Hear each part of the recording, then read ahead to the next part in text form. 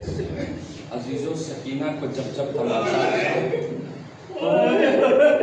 پھر آپ کا رخ کر کے کہا چچا جزاک اللہ. اب یہ نام آ گیا اس کو بس مختصر سے دو چھوٹی چھوٹی روایت سن لیجیے. مجلس میں نے تمام کر دی. عزیزو واقعہ لکھا ہوا ہے. شیخ عباس قمی کے بیٹے محدث زادہ وہ علیل رہا کرتے تھے, بیمار رہا کرتے تھے. انہوں نے خواب میں دیکھا کہ ایک مقام پر مجلس ہو رہی ہے. ایک جنب غفیر ہے جو مجلس کی جانب لوگ جا رہے ہیں, مجلس کی جانب لوگ جا رہے ہیں, ایک جنب غفیر. تو انہوں نے عالم خواب میں ہی کسی عزادار سے پوچھا کہ کہاں جا رہے ہو؟ کہنے لگے مجلس. کہنے لگے مجلس تو دیگر ائمہ کی بھی شہادت کی ہوتی ہے, مولا حسین کی مجلس ہوتی ہے, مولا سید سجاد کی مجلس ہوتی ہے, لیکن اتنی کثیر تعداد میں لوگ نہیں جاتے. آخر یہ مجلس کس کی مجلس ہے؟ کہنے لگے یہ مجلس سکینہ ہے. یہ مجلس سکینہ ہے. مصائب پڑھنے کا نام نہیں ہے دادارو, مصائب تصور کا نام ہے. انشاءاللہ تصور کر کے روتے روتے اٹھیے گا. یہ مجلس سکینہ ہے. کہا اچھا اس کی انفرادیت کیا ہے, اس کی خصوصیت کیا ہے؟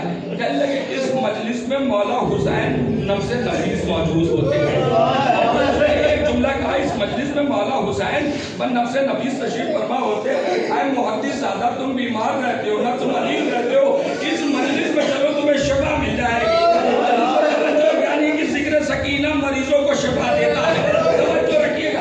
کہا کہ اس مجلس میں چلو تمہیں شفا مل جائے گی. محدث زادہ شیخ عباس قمی کے بیٹے کہتے ہیں میں عالم خواب میں مجلس میں گیا تو میں نے دیکھا تو کیا دیکھا, صدر مجلس میں مولا حسین تشریف فرما ہے.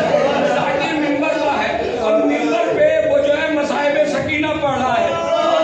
وہ مصائب پڑھ رہا ہے جو شہزادی سکینہ اپنے بابا سے بیان کر رہی ہے.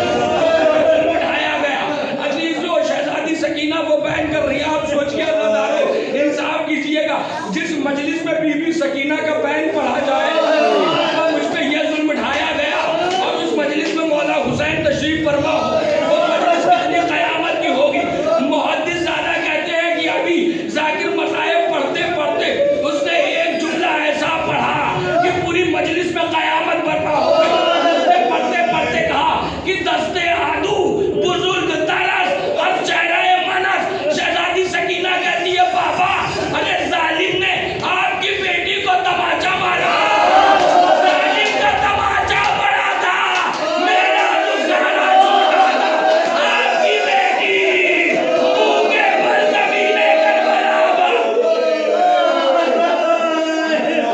جزاک اللہ جزاک اللہ. مولا کوئی غم نہ لگا سوائے اپنے مظلوم کربلا کے رونے والوں. ایک نفسیات کی بات اور پڑھ دوں آگے سنیے عزیزو.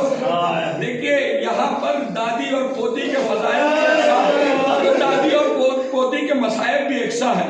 عزیزو جب مولا علی جناب فاطمہ کو غسل دے رہے تھے, ان کا ہاتھ جیسے ہی جو ہے پسلیوں پر پہنچا تو دیکھا جناب امیر نے کہ زہرا نے پسلیوں پہ ہاتھ رکھا ہے, چاہا کہ ہاتھ کو ہٹائے تو ایک مرتبہ تختے پر جنازہ ہلا اور جنازے سے آواز آئی حاذہی جراحۃ لابی. اے علی, اے علی میرے ہاتھ کو نہ ہٹانا, یہ زخم میں اپنے بابا کو دکھاؤں گی.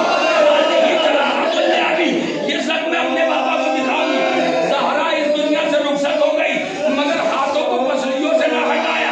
عزیزو جب اس 4 سالہ بچی کی جو شہادت ہو گئی زندان شام میں, میرے بیمار امام نے زنجیر بندے ہاتھوں سے بہن کا جنازہ اٹھایا اور جنازہ اٹھا کر کے میرے بیمار امام نے ایک جملہ کہا واضحۃ یدیہا العوذ بیا حتی ماتت. ارے میری بہن سکینہ وہ مظلومہ ہے جو اس دنیا سے چلی گئی مگر ہاتھوں کو کانوں سے نہ ہٹایا.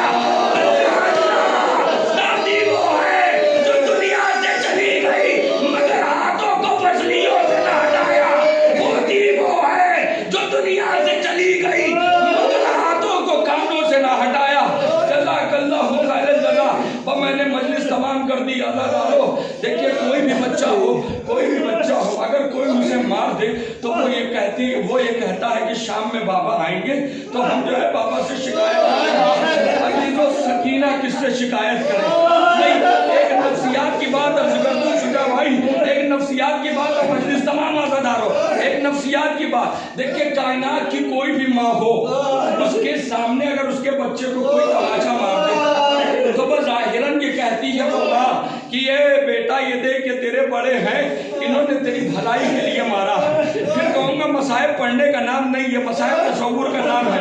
हुसैन आपका गम कितना नफ्सियाती है, जरा सी बात बहुत देर तक रुलाती है। अजीजों, कायनात की कोई भी माँ हो, अगर उसके सामने उसके बच्चे को मार दिया जाए, बज़ाहिरन तो कहती है बेटा ये तेरे बड़े थे, इन्होंने तेरी भलाई के लिए मारा।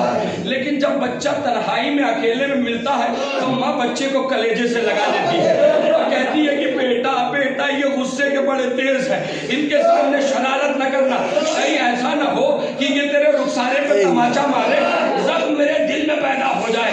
अल्लाहदारों, ये बात हक है ना, ये बात सच है। नफ्सियात की एक बात और पढ़ूं, मैं आपकी खिदमत में अर्ज करूं।